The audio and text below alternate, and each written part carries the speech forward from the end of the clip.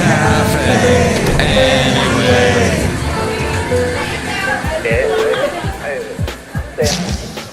Mike's Daily Podcast. Episode 1657. 1657. I'm your host, Mike Matthews. Welcome to Café Anyway, located somewhere in Podcaster Valleymont, the last place on earth. I'm your host, Michael Matthews. Hey, I got to hear from Sylvia recently, who is, I know, a big podcasting fan of Mike's Daily Podcast, and thank you so much. You are awesome. Mike's Daily Podcast. I like it when people text me at 336MM Daily, 336MM Daily. Mike's Daily Podcast. And let me listen to... They tell me they're listening to the show, and that's good. Because... What are you talking about, fool? And I have this interesting story about when I was a kid and I was hunky-dory.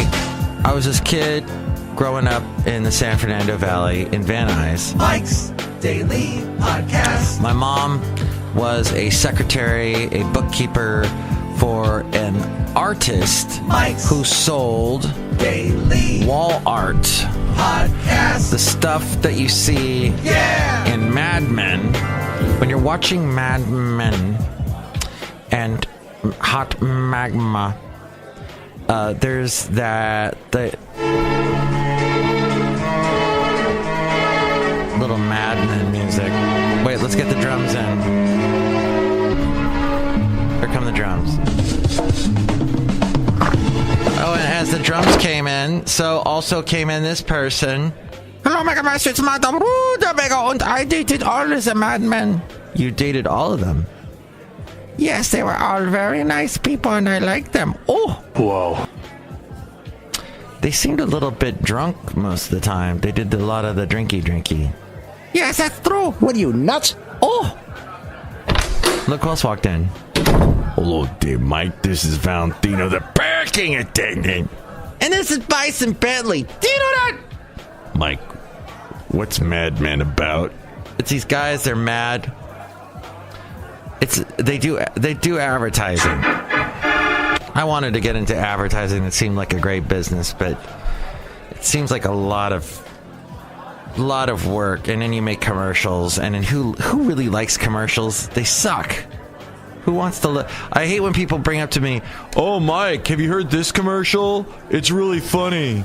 And here's today's podcast picture. In fact, I had to get this because somebody really liked this commercial. I had to pull this for one of the shows because they want me to play this on a show. Oh, you almost had it. You gotta be quicker than that. What is the point? Who cares? Some stupid. The podcast picture today is of the beautiful Monterey, where I went to with my lovely lady friend, and it was a beautiful day. And there you see along Cannery Row and the ocean, and it was clear. It was clear around that area, and then it's funny because there's like the thick layer of clouds. You see that gray wall off in the distance. That's cool for me, I think. When I was a kid in the San Fernando Valley, and my mom was a secretary for this artist, and he made the wall art for the Mad Men, and my mom got to be friends with the boss's wife, who was also German, and my mom's German, and so she got to be... Now, it turns out this lady, the boss's wife, also had kids around my age. So I hung out with the kids. One of them, little boy, we were around the same age. And the boy was friends with somebody that lived named... Oh, I forgot to mention that they lived, the boss and the boss's wife lived in Bel Air. That's right.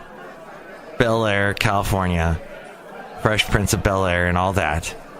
And so I would get to go to their house sometimes, and I'd be, ooh, shiny, ooh, expensive things, ooh. And actually the view they had was of this reservoir, and basically it was this big dry valley and snakes everywhere and very kind of Wild West.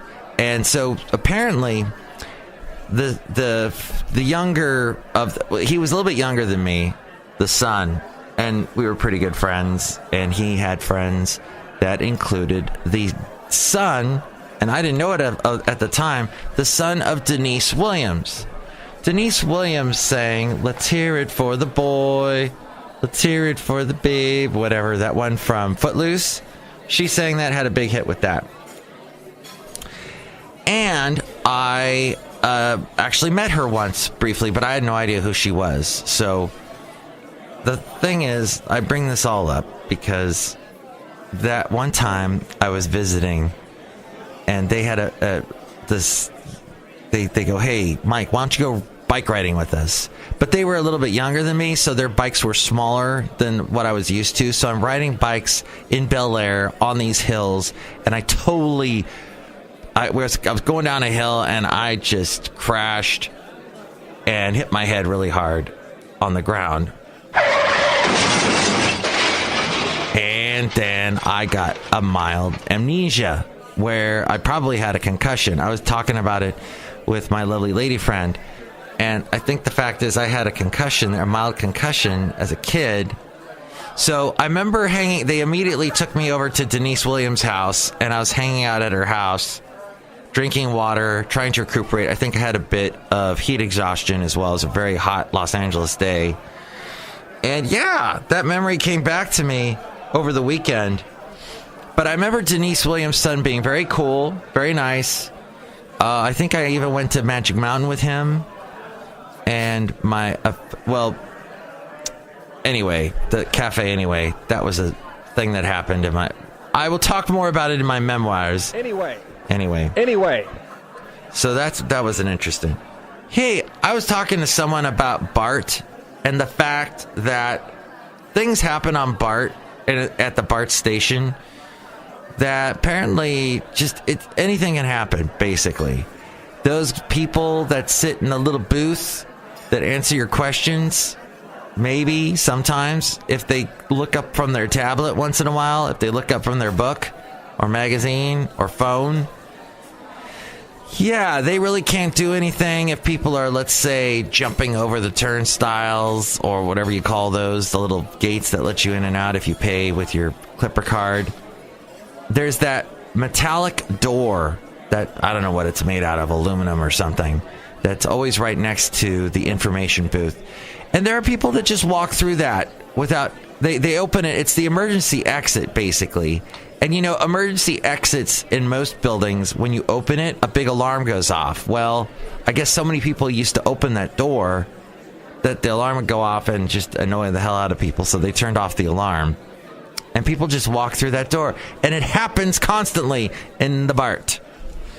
So I was talking to this guy at work, and he said, there's a reason why they can't do anything. They really can't. They don't have any law authority. And so it's up to the BART police to do something.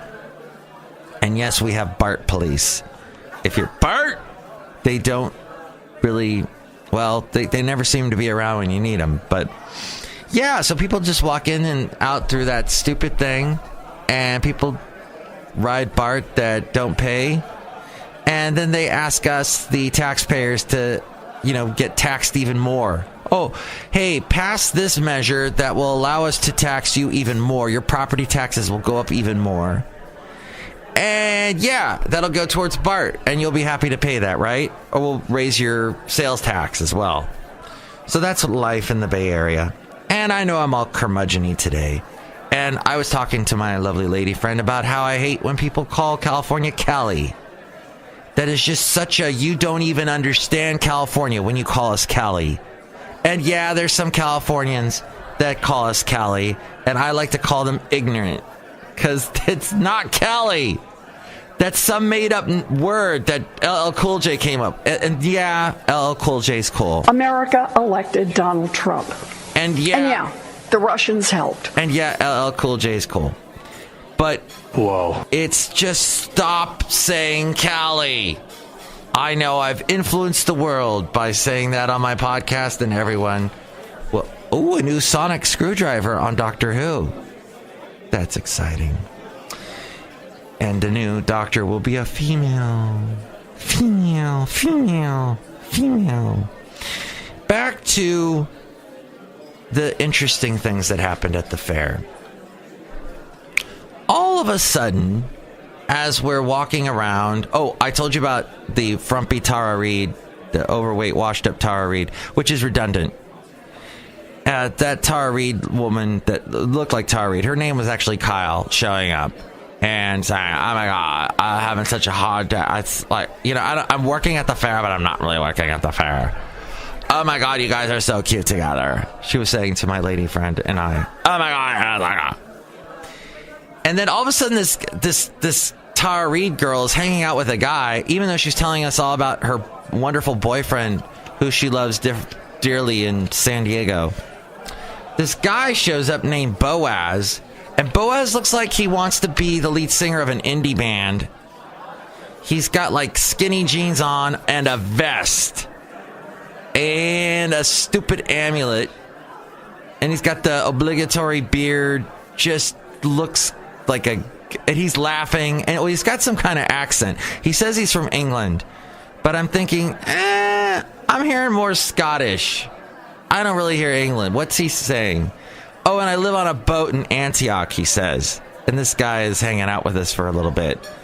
And then he says something that I don't really want to repeat on the show, but it's a physical response he had to seeing a painting that he liked, because there are paintings hanging at the fair. Yes, there's like a little art zone, and you can take a piece of paper and write which one you like and stick it in a box, and you can vote for I want to vote for this painting, I like it.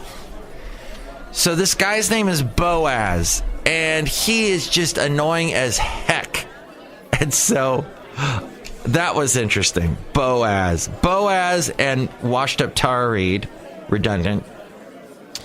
So that was the fair experience. And you will meet interesting people at the fair. Wannabe pirate gypsy guys that live on a boat in Antioch. What the hell? Now, I've been to Antioch, and yeah, there are little marinas in Antioch. It reminds me a lot of Daytona Beach, of Florida. And your little marinas that are set up, and people on the boat going, "Hey, Paul, how's it going? Hey, I'm doing great. How are you today? Good. Hey, if you want to come over for a beer later, we'll be here." All right, sounds good. Farm to Table Cafe. Cafes pop up all over it's the thing to say, farm to table. Snoot to... No, what's the other thing they say? Snoot to table? I don't know. It's all about the sustainability of the world in which we live. Of the blah, blah, blah, blah, blah, blah, blah. You've heard it all a million times.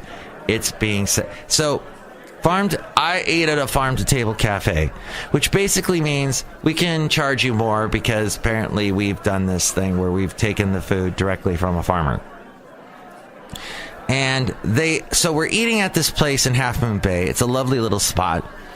And I'm not going to say their name because they don't need the publicity, and I don't want to publicize them on my podcast that's heard by 2 people.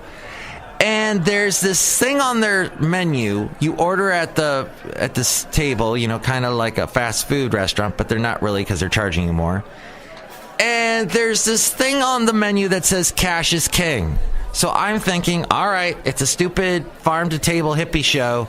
I guess I'm going to have to pay with cash. I can't use my credit cards, even though I'm a credit card guy, as are a lot of Gen Xers. And I want to get the points through the credit card. If I'm paying for something, I might as well get some points while I'm at it. And who the heck, we're in the frickin' 21st century, who doesn't take credit cards at this point? I'll tell you who. People in the Bay Area. Farm to table, snoot to mouth places. And so, I'm thinking they're going to take cash. And I go, okay, I'll pay with this. And I'm starting to pay with cash. And I go, wait, do you guys take credit card? And he goes, yeah. Well, why didn't you have that on the side? So I got to pay credit card, and I don't know if they spat in my food after that, but That would have added a little bit of extra hippiness to my food, and I'm excited about that. There is an Anthony Bourdain episode of Parts Unknown you've probably been hearing about. The Aronofsky guy, the director, who did all those movies like Pi and Requiem for a Dream and The Wrestler, and and Anthony Bourdain are speaking in this final episode that Anthony Bourdain ever did, and apparently he talks a lot about death in it. And I do not think if you are having thoughts about ending your life, you should not have a conversation with that Aronofsky guy, because he makes the most depressing movies. But apparently this happened, and they were at I forget what the country was that they were at, but it's supposed to have one of the highest happiness. It's one of the happiest places on earth. It has one of the happiest quotients of people, the quota, the people of happiness that they have. The happiness is unparalleled than any other country, and they have this happiness, but yet somehow it had an adverse effect on the Anthony Bourdain, sadly. Which, by the way, there was at the Snoot to Table farm to frickin' that place had a sign up from Anthony Bourdain in the bathroom. Go figure. It said, Anthony Bourdain said, your body is not a temple, it's an amusement park. Enjoy. So, that's what we learned from Anthony Bourdain. And I also learned some other things. I've been listening to a lot of podcasts that have a lot to do with the whole migration situation, about our borders, about the hell going on there, and about the hell that's going on in the countries that these people are coming from. And I'm hearing about, like, when, they're trying to get out of their country and migrate up to our country, and how they have these people called the coyotes, and about how they are taking their money and then leading them completely astray and leading them into dangerous, life-threatening situations. So I've been hearing about that, and then also I heard from on the media show, which, by the way, I think I'm unsubscribing from that podcast. I've had it. Bob Garfield and Brooke Gladstone have taken me a little too far. They've gone a little too far off the left ledge at this point, because they had this guy on from El Salvador who is complaining about the U.S., going, well, they are not taking our refugees. They are doing horrible things to our refugees. And I'm thinking, you idiot. Well, what the hell? Your country's the one that's driving these people out. You're in that country. What are you complaining about? You should be complaining about your country, not mine. Dang it. It's just so annoying. I know everybody looks to the U.S. Everybody looks to us. But at some point you go, wait, enough. What's the thing that Jesus said? You've got a log in your own eye. Why are you complaining about somebody else when you've got this big chunk of wood shoved right up in your face? Don't call us Cali. Finally, so I'm done with On the Media. Screw you, Bob Garfield. Hey. Oh my God, I just had a nice curmudgeon-y cough. My lovely lady friend makes the best spaghetti. It is so delicious. Oh, now I know you're Italian, and you're like, Mike, you've never tried my bolognese. And I'm okay, I'm sorry. I want some of it now. But till then, I'm enjoying my lovely lady friend's delicious spaghetti sauce. It was so good. She made it from scratch, almost. She followed a recipe, and that's enough for me. As we go outside of Café Anyway, we're bringing Mike's Daily Podcast somewhere in Podcastro Valley. Next show, it'll be Chely Shoehart, Floyd the Floorman, and John Deere the Engineer. I'm feeling a little run down today. You can probably hear it in my voice. Oh, and finally, I would love to mention something here, and that is why... And I would like to get the guy that says why really loud in my ear hole. Why? Thank you. Blogging Heads TV is a thing.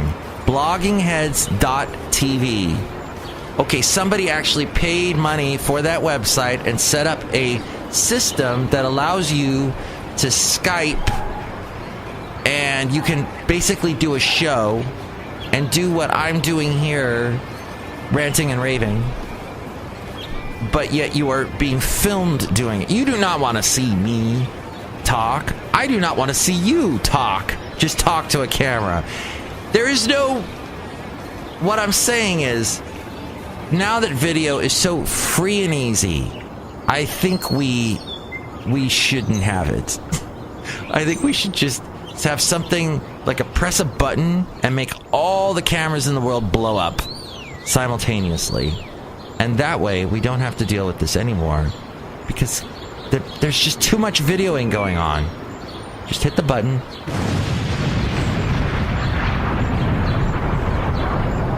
And all the cameras at once blow up, because we are filming ourselves way too much, is my point. There was something that went on in the world today, and I think I don't want to talk about any of them. Oh my God, that's it? I just looked at the news today. Oh boy, no thanks. Oh look, it's the land of the baobab trees. The baobab trees in Madagascar. Those are interesting looking trees with the huge stump and just a little bit of branches. Oh, so alien, so odd, so cool. I think we'll have a cartoon for the next show. Wait, I do have to mention that the 4 speckled birds' eggs and a very protective mother have stopped a huge music festival in Canada. And Canada's capital of Ottawa, because of the 4 speckled birds' eggs. Good job, speckled birds. You deserve to be respected. Have a wonderful day. And, stuff. Mike's Daily Podcast is written and produced and performed by Mike Matthews. His podcast is super easy to find. Download or listen to his show and read his blog at mikesdailypodcast.com. Email Mike now at mikesdailypodcast@gmail.com. See you tomorrow. Bye!